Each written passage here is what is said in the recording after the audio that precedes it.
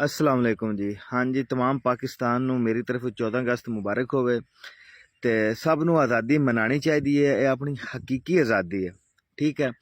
ज़्यादातर मैं वीडियो देख रही हाँ 14 अगस्त तो बाईकाट बंदे कर रहे हैं सिर्फ इमरान खान दे मगर। ठीक है, इमरान खान दे मगर आप 14 अगस्त नू बाईकाट कर रहे हैं। जितनी मुश्किल नाल बनया है ना, जितनी इहदे ते कुर्बानियां हुई हैं आप भुल गए हैं। सब तो अगे इमरान खान आ गया। ठीक है, जिन्होंने ने कुर्बानियां दित्तियां हैं। ठीक है, किनियां औरतां ने कुर्बानियां दित्तियां, किन्ने बंदियां ने कुर्बानियां दित्तियां। ठीक है, किनियां इज्जत नीलाम हुई हैं।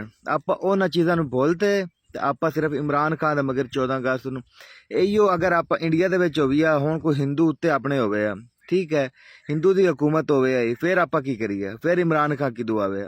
ठीक है, फिर ओदे भी तो हुण कितने मुसलमान बैठे न, पाकिस्तान जितने मुसलमान ओदे बैठे हैं।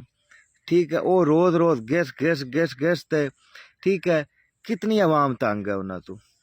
ठीक है, मेरा भाई हकीकी आज़ादी बनाओ। इमरान खान ने कोई नहीं बनाया सी, पाकिस्तान कैद आज़म ने बनाया सी। बड़ियां कुर्बानियां इहदे मगर लगी हुई हैं मेरा भाई। ते इनू खुल ते मनाना चाहिए। जो करदा जो किसी नाल करदा वो उहदे नाल होंदी।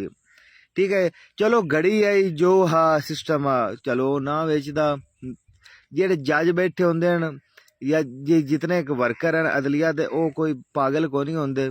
ठीक है, सज़ा वो वेखते ही देंदे हैं, वो कानून के मुताबिक सज़ा देंदे हैं। ठीक है, ये नहीं आते भी यार कोई सबूत साबित होंदे हैं सज़ा मिलती। सबूत के अलावा कभी सज़ा मिली है? भाई मेरे को सबूत मिले हैं तो सज़ा मिली है। ठीक है, अगर सबूत ना हो ना कौन सज़ा दे सकता है? सबूत के अलावा कोई सज़ा दे सकता है? आप खुद पागल हैं। आप हकीकी आज़ादी नूं इमरान खान दा मगर भुल गए हैं यार। ठीक है, हकीकी आज़ादी मनाओ, खुल ते मनाओ। ठीक है, मैं इस गल च जेड़ा ना मुतफिक नहीं हाँ कि तुसी इमरान खान दा मगर अपनी हकीकी आज़ादी भुल जाओ। तुसी किसी हिंदू दे गुलाम होआ तो तुहानूं पता लग गया भी हकीकी आज़ादी की होंदी है। नमाज पढ़न तो कायल होआ तो तुहानूं पता लग गया भी इत्थे तां नमाज नहीं पढ़न देंदे। इत्थे मस्जिदां डवेना फिर तुहानूं पता लग गया भी हकीकी आज़ादी की होंदी।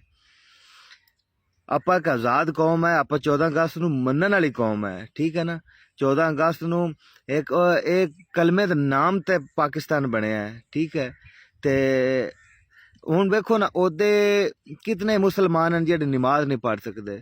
ठीक है, जेडे खुल ते इबादत नहीं कर सकते। इहो बाबरी मस्जिद ही वेख लो, सरेआम ढाई जाते हैं, कोई रोकण वाला नहीं, कोई टोकण वाला नहीं, कोई कुछ नहीं करना। ठीक है, ते भाई आप हकीकी आज़ादी दे ये अपन मनानी चाहिए है। ठीक है, इमरान खान कल दी कोर्ट किरली है इहदे मगर तुसी ना लगो। ये यूथ नू खराब करता पिया बंदा, ये इस्लाम तो दूर ले जा रहा है बंदा। ठीक है, ये हुण अदलिया पागल है जिन्हें सजा दी है, कोई वेखते सजा दी है ना। एवं आवाम हकीकी आज़ादी नू बोलते 14 अगस्त बाईकाट बाईकाट बाईकाट, एक ही गल हो गई यार।